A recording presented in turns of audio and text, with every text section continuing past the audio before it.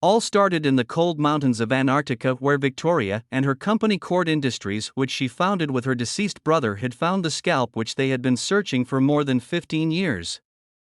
They were cutting to remove from a giant ball since it was a very precious gadget to them as a company. In Palmyra City was this young man from Gotham University who had come back home after graduation in law. They were happy to see him, though their family was going through a hard time since they were soon going to be evicted from their house. He promised his family that he was going to work hard so that he could take care of his family. The next he met Jenny Cord, the daughter of Victoria's dead brother, at their home where he had come to work as a cleaner. Jenny was complaining about her Auntie Victoria's project of creating a secret weapon known as a one-man army corps, which was recently stopped by the government. Jenny was complaining that her father never started Cord Industries to create weapons.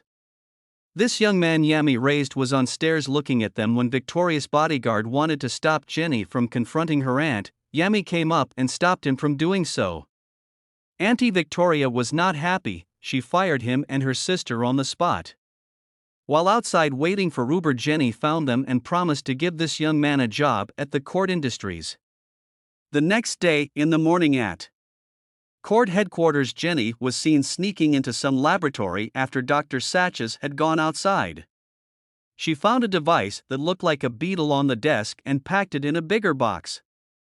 Yami had also reached the Cord headquarters and he was seated eagerly waiting for Jenny to offer him a job. He saw her coming down in the lift trying to hide something in the box. When Dr. Sanchez returned to the lab, he realized their expensive devices were missing. An alarm was turned on and guards were covering the parameters. Jenny was in a panic. She decided to give the small box to this young man Yami and instructed him to run out of the building with it and told him not to open it until came for it. When he reached home, his family was so surprised to see him come back so early with this small box. They all wanted to see what was inside the small box. On unboxing, they realized there was this device that looked like a beetle. They started looking at it and later started touching and playing with it. The device was activated while in the hands of this young man. It fell onto her face and started moving on his body. It entered into his body and he started transforming. He immediately became like a robot. The robotic suit said, "We have gotten a host." It immediately started initializing, the system was activated, and it started configurations for takeoff. It turned on its thrusters and flew him up above the earth. It brought him back and started driving, flying him at a very fast speed. He wasn't in control of it. It eventually returned him home and he was woke up when he was naked. When he was wearing the shirt, he realized he had it attached to his back. When Jenny came to Yami's home, she realized the device had chosen to use him as a host. While at a party, Aunt Victoria's bodyguard was instructed to look for Jenny and bring the electronic beetle back to her. He also had a suit that was an older prototype compared to that of this young man. While moving from Cord Industries, where Jenny and Yami had gone to get a special watch, they were attacked by Auntie Victoria's bodyguard. They started fighting each other, but Yami had instructed his suit not to kill this man. It was trying to kill him with a sword, but he maintained that the suit should not kill this man. Jenny took Yami's uncle and him to her father's old house to find a way of removing this thing from his body. They found out that if it was removed, he was going to die.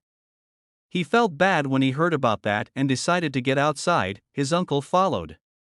While he was trying to cool him down, flying object was seen moving above them and they realized it was going to Yami's home. He immediately took to go save his family.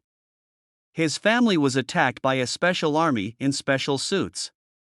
While holding them outside trying to ask them where the young man had gone, he reached where they were and started fighting them to save him and his family.